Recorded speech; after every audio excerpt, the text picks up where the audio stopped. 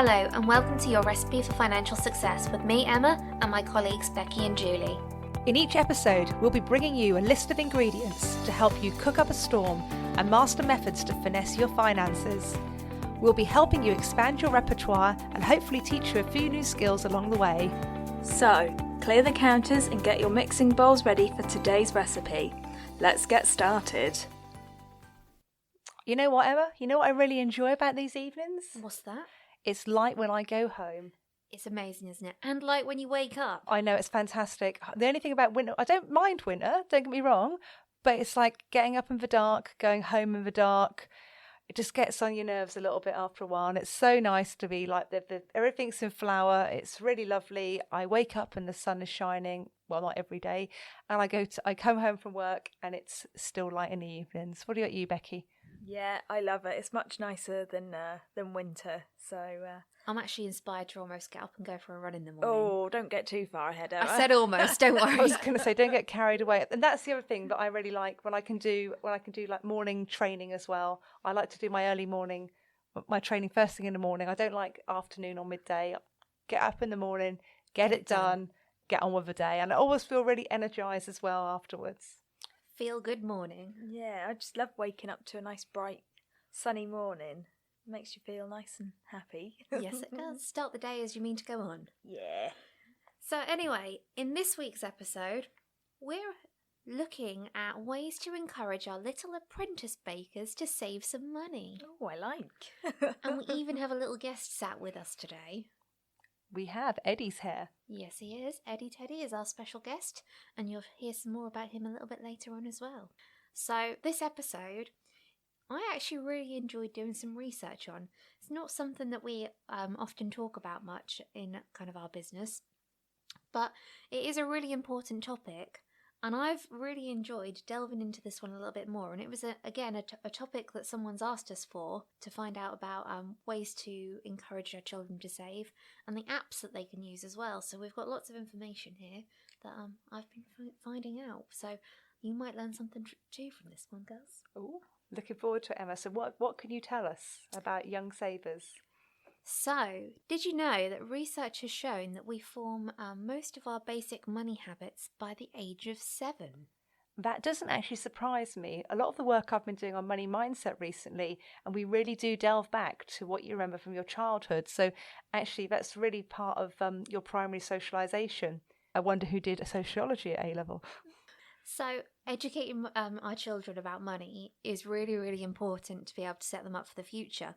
And it can start off with really simple things. So I know my nephew, he has a little piggy bank and he loves just dropping the coins in. And I know that sounds like a really ridiculous thing, but it's just kind of instilling that we put the money inside it. We're not always taking it out. We're dropping those coins in, and it's helped him to obviously be able to, his motor skills being able to do that. So it's kind of helping more than one thing at the same time.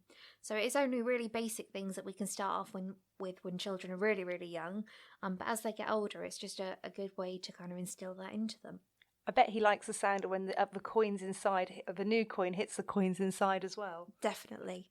Don't worry, I only give him the pennies though. Yeah. I'm not giving him the bigger coins yet. Not that nice. Yeah, my bigger child, he likes to put his money in a jar as well. I can imagine. But I must admit, he now has a habit of if he sees a coin, it's like, mine. Yeah. It goes in the piggy bank. It goes in the bank. But a good habit to have. Absolutely. As long as it's not your money. This is very true. But if you find a penny on the floor, he'll have it. It's his. Something that I remember doing as a child was having a piece of paper, and every time I got some pocket money, like adding it up, so I had like a running total, so I could work towards a target amount of how much I wanted to be able to save up to. So I remember having a pair of like trainers where the wheels popped out and turned into like little roller skates. That was something I saved up for. Loved those. So do you remember anything like as a child that you used to do with money that's always stuck with you? No, I can't remember anything like what you did like that. No? I remember always searching through the Argos catalogue see what I wanted. Christmas and For birthdays, Christmas circling and the ones. birthdays, Yeah. and then writing like the catalogue number down. But I can't remember actually with my own like pocket money How you saved or anything you did No, with it. anything like that. Oh, you say that. We used to have the great Universal catalogue, and I used to cut out pictures of things that I wanted. But until you've just said that, I'd never really thought that I was probably creating my first vision board. Definitely. So doing something without even realising it there, Julie, of creating your future to do with saving habits and all sorts of things. Do you make vision boards for things now? I do. I do like to do a good vision board. I've got an app I use at the moment, but I do quite like the whole kind of actually finding the pictures and cutting them out and doing things And like that. visualising what Yeah, you're looking to do. definitely. Yes, I do that. There we go. Found that out all about yourself that you didn't even know, look. I know. Just to delve deep, you never know what might be there. Definitely. So some parents, I think, is safe to say that they would choose to keep things very secretive from their children. So they wouldn't share things to do with money. Now, I understand certain big major things that you might keep quiet from a child because it's not necessarily an emotion they can deal with. But smaller things and savings and smaller amounts, I think personally that is a really good thing to share with children and to encourage them and get them involved. So things like going to the bank, if you go to the bank together and put £20 into a savings account for them, which you've got control of and they can't access, I think it's a good idea for them to go with you and put some money into their own account. So some money that they have got access to that they can use. So I remember doing this when I was little, and it actually then became a bit of a competition of, rather than me wanting to take my money out and spend it, I was just looking to put more in. It was a competition. Can I get as much as Mum's got in her account for me? And so it kind of drove me to save more. So I think that's something that a lot more people could do for their children, kind of having them involved in that kind of saving process rather than just doing it for them, keeping it secret, and then when they're 18 or 21, whatever age it may be, giving them that pot of money that they never knew anything about. Keeping them involved, and also helps to keep the children interested as well. Definitely. I know when I was younger, I mean, you probably guys don't remember Building Society books? Yes, I do actually. So when I was little, I had an account at Nationwide, and I used to go and put my pocket money in. I think I'd save so much, and then I wasn't going in with 10p every week, but certainly I'd get so much, and I'd go in and save the money. But yes, and I had like different books of different amounts in for different things. So yeah, definitely. You saying that made me think of something else that we did when I was little. When I was at school, we actually all opened a bank account through the school, and they used to walk us down to the post office where you could actually pay into the account. So every week we'd go down, and then the post office closed down and you couldn't do it anymore. So it didn't last very long. That sounds like such a good idea, though. Yeah, for school. And it's nice that even back then, way back when, that the school was doing something to educate, because I don't think finance is brought into education enough at the moment. No, I definitely agree with that. That's really cool. I really like that. Yeah. Obviously, we didn't do anything like that when I was at school. No, neither did we. Special treatment. So, do you remember when you were children how much pocket money you used to get? I can't remember when I was really little, but I do remember as I was sort of a bit older, I used to get £5 a week. Very good. So, you were well looked after as a yeah, child well then, looked Becky? after, yeah. Oh, blimey, inflation. So obviously I'm a little bit older. So I used to get, when I was 5, I got 50p. When I was 6, I got 60p. When I was 7, I think we can all guess what I got. Not 70p. Absolutely. And it used to then work up. And then when I was older, I was reserve paper girl, which I have to say was the best job in the world. But my mum used to give me my family allowance money, which was roughly £40 a month. And then I had to buy all my own clothes and everything myself. So to really teach me how to manage my own finances. I see. That was a good way of doing it as well. Something that I hadn't necessarily thought of doing. So another tip there thrown in by Julie about how to get slightly older children to take responsibility of their money. So do you know what the going rate for pocket money is at the moment? I wouldn't have a clue where to start. I really wouldn't. Well, I was a little bit shocked by this. More than 50p if you're 5, I'm guessing. Yep. Definitely more than 50p if you're 5. I haven't got it from the age of 5. I've got it from the age of 6. Oh, how things change. So the UK average weekly allowance for a 6-year-old is £2.81 a week on average. What's a 6-year-old spending £2.81 on? Hopefully they're saving most of it, Becky. Well, yeah, I should think so. Freddos aren't 10p anymore, Becky. No. You can't get 2 sweets for a penny anymore. Inflation's affected the sweets too, God. so What's that now? 3 Freddos and that's gone? pretty much. So a 10-year-old, the average is £3.77 a week. A 15-year-old is £7.32 a week. And this one shocks me a little bit. An 18-year-old. I didn't realise 18-year-olds got pocket money. Yeah, no, I would question that one a little bit. Apparently they get on average £10.26 a week. So what do you get when you get to 44? Do I need to make a call? You might have to ask your parents what's on offer. What the going rate is. Yeah. So what can they do with this money? What types of accounts are there out there for children, and where can they put it? I'm assuming you've done some research into this, Emma. Of course I have. As we look blankly at you, like, So there's probably what you'd expect to be quite the obvious out there. Deposit-based bank accounts where they can be held in a parent's name with the child named on it. But once they get to a certain age, the child can have it in their own name.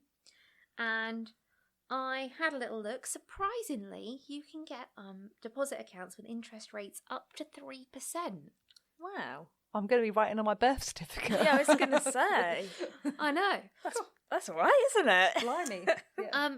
Bearing in mind, though, it is a variable rate, so that 3% could change. So it's not fixed or anything. But It's better than 0.1. definitely. So Yeah, blimey. worthwhile saving for your children.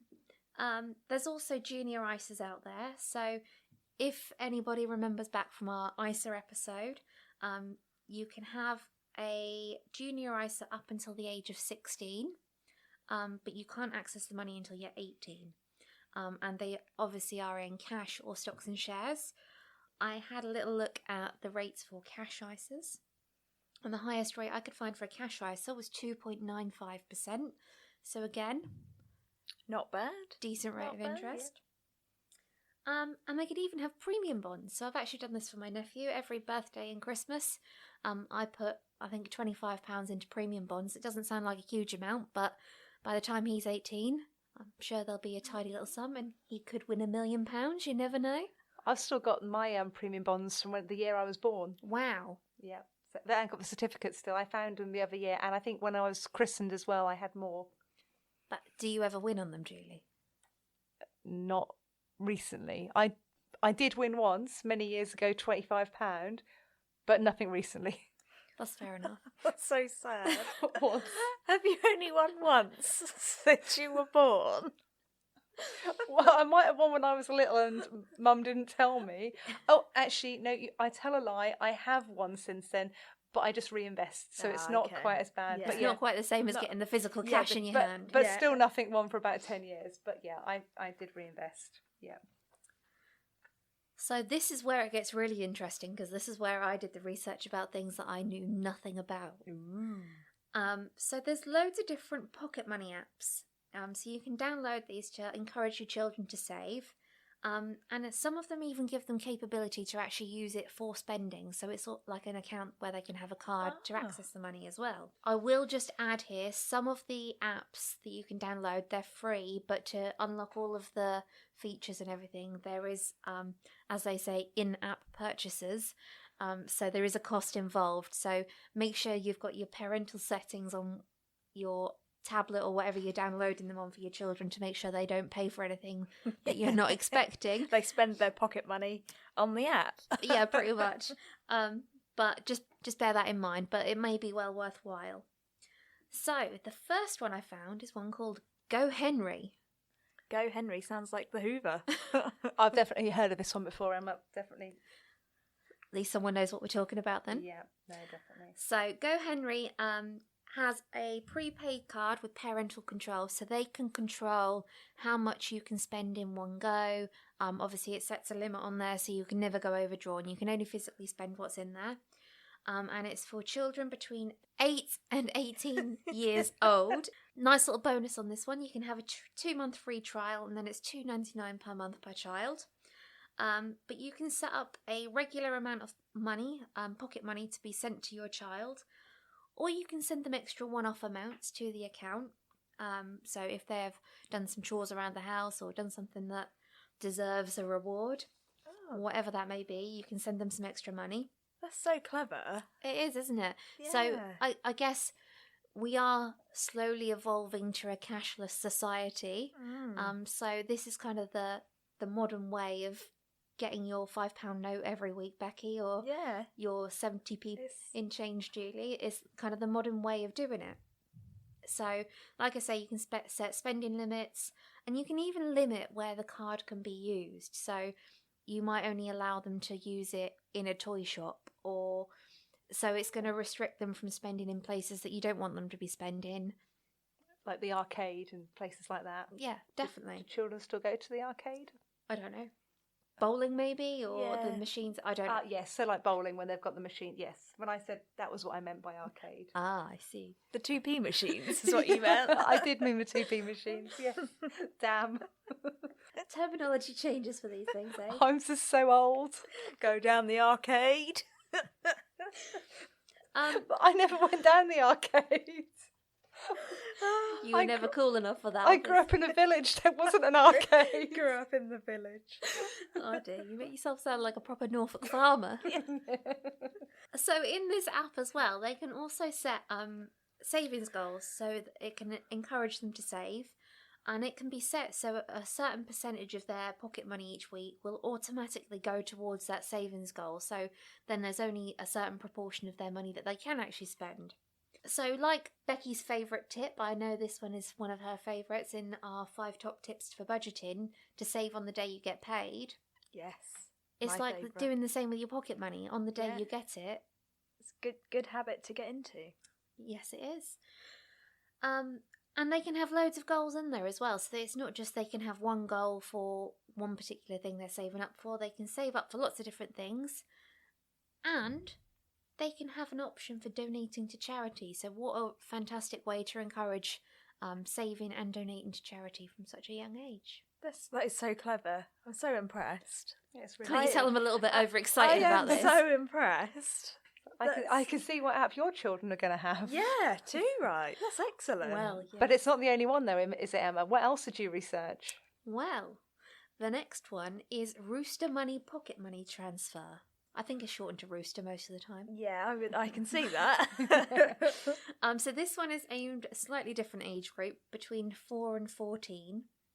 And parents can have multiple accounts. So obviously if you've got several children, you can have an account for each of them. But each child will get their own dashboard for their own pocket money, so they just get their own little account. Again, parents can give boosts, as they call it on Rooster, to give extra pocket money for chores and different things that they've done.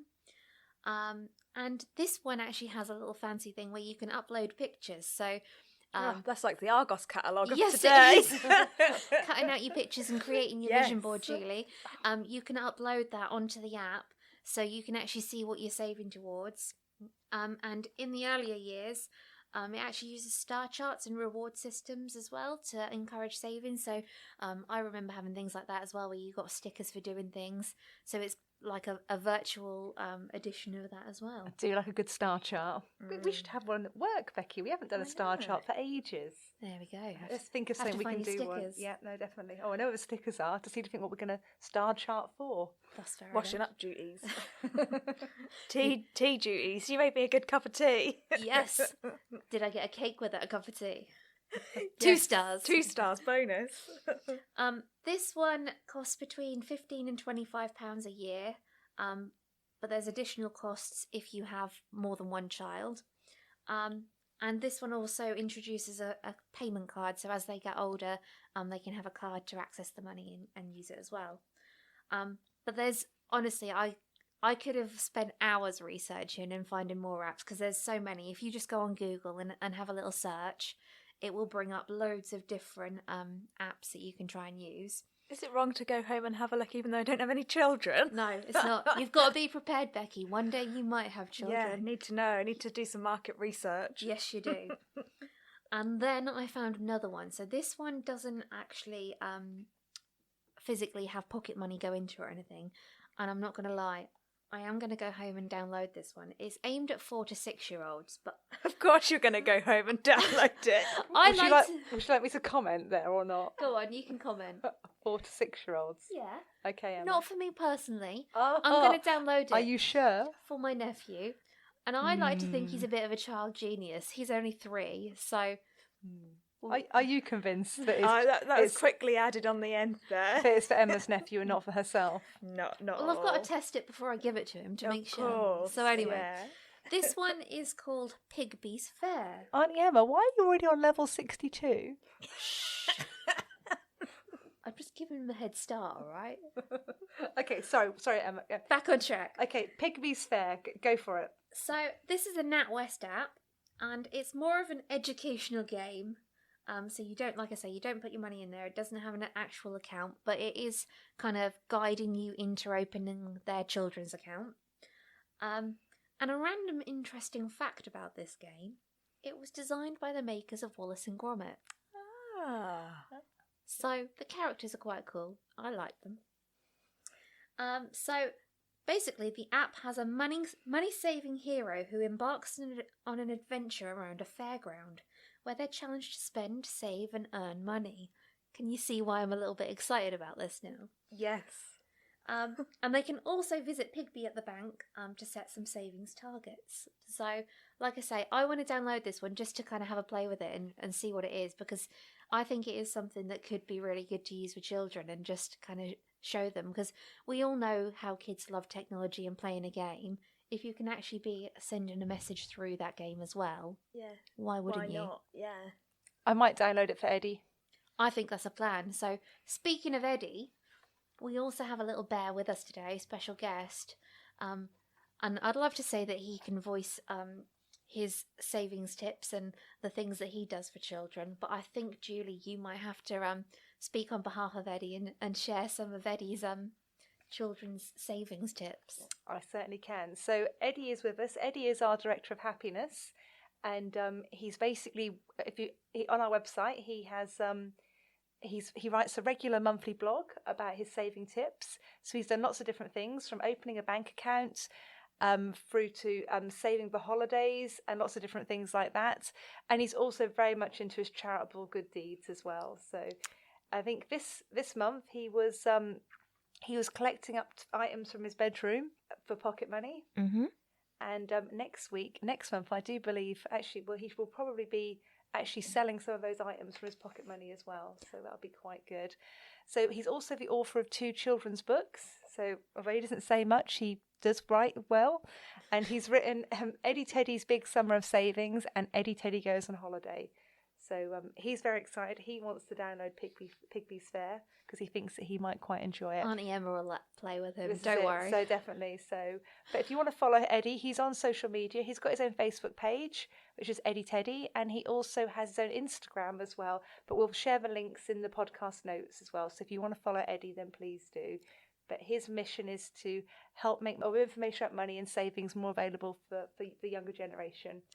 And that's what he likes to do. Definitely. And he likes to travel the world as well. Of course he does. Yeah. And he's a little bear that's trying to do his bit to educate the children that schools don't... There is a gap there at the moment, so he's trying to fill that gap.